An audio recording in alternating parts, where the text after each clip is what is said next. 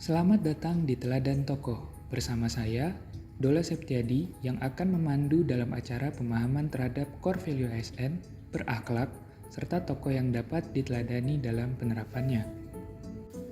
Sebelum mengenal tokoh-tokoh yang akan diteladani, marilah kita mengenal terlebih dahulu apa itu berakhlak. Tepatnya pada tanggal 27 Juli tahun 2021, Presiden Joko Widodo resmi meluncurkan core value aparatur sipil negara, yaitu berakhlak. Peluncuran core value ini bertujuan untuk meragamkan nilai-nilai dasar bagi seluruh ASN di Indonesia, sehingga dapat menjadi pondasi budaya kerja ASN yang profesional. Berakhlak merupakan akronim dari berorientasi pelayanan, akuntabel, kompeten, harmonis, loyal, adaptif, kolaboratif. Pada kesempatan kali ini, kita akan membahas 4 core value ASN, yaitu berorientasi pelayanan, akuntabel, kompeten, dan harmonis. Core value berorientasi pelayanan, tokoh Bapak Budi Karya Sumadi. Akan dipaparkan oleh Heni Sekar Sarwosri.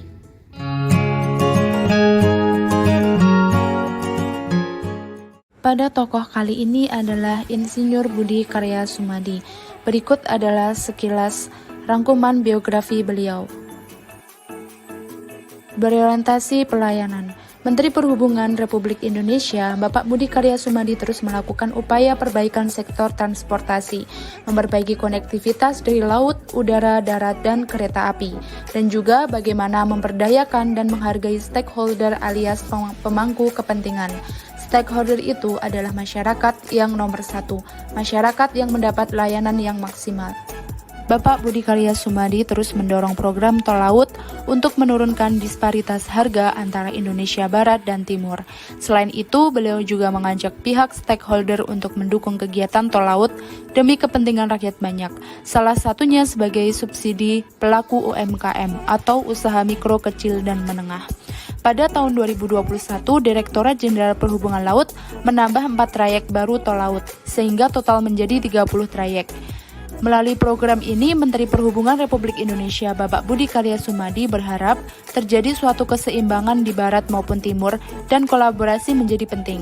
Semua agar saudara-saudara kita di Indonesia Timur semakin sejahtera. Tol laut harus dibangun sebagai suatu kebanggaan nasional. Core value akuntabel. Tokoh Bapak Ignatius Jonan. Akan dipaparkan oleh Ardiningsih Noh. Core value akuntabel. Tokoh yang akan saya bahas yaitu Dr. Ignatius Jonan SCMA. Beliau merupakan pengusaha Indonesia yang pernah menjabat sebagai Menteri Energi dan Sumber Daya Mineral, Menteri Perhubungan, dan Dirut PT KAI Persero Indonesia.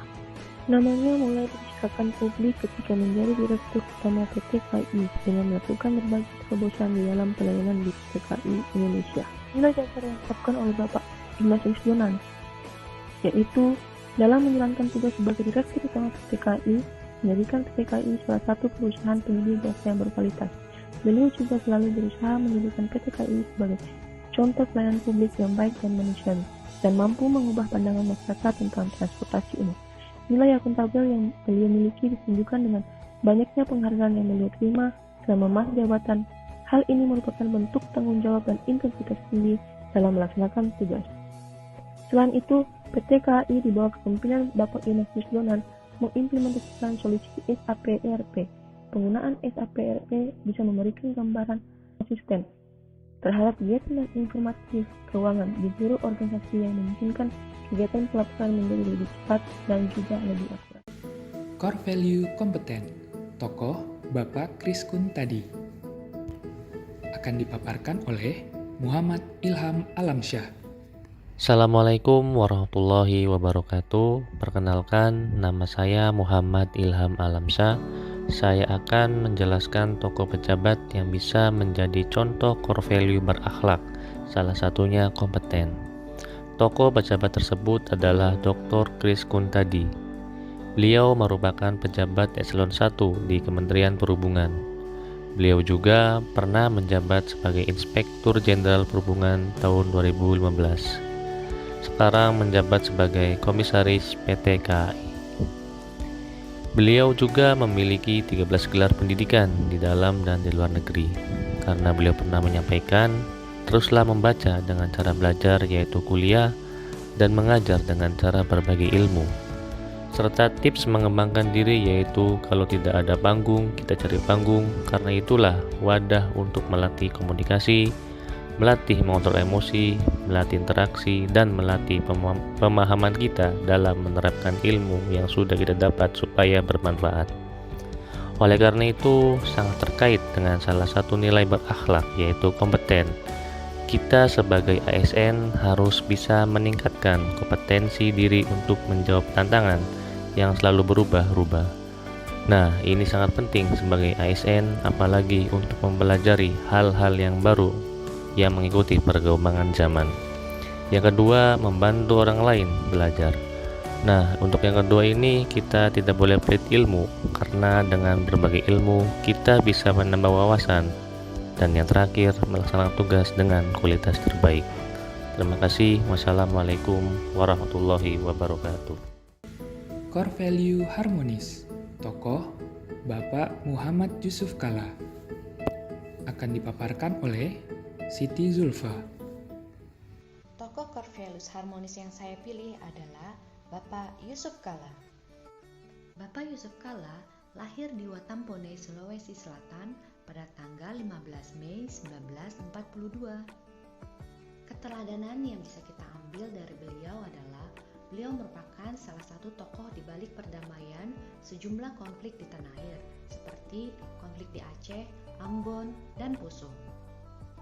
Konflik tersebut sudah berlangsung cukup lama dan selalu menciptakan pertumpahan darah, tetapi beliau mampu memperlihatkan kepiawaiannya dalam menyelesaikan konflik tersebut dengan mengutamakan jalan damai, bukan kekerasan. Adapun sikap yang bisa kita terapkan adalah menjadi penengah, bukan pemecah di lingkungan unit kerja. Ketika terjadi konflik, berusaha mendamaikan pihak-pihak yang terlibat konflik. Menghargai orang lain apapun latar belakangnya, dan membangun lingkungan kerja yang kondusif. Sekian dari kami, sampai berjumpa pada kesempatan berikutnya. Terima kasih.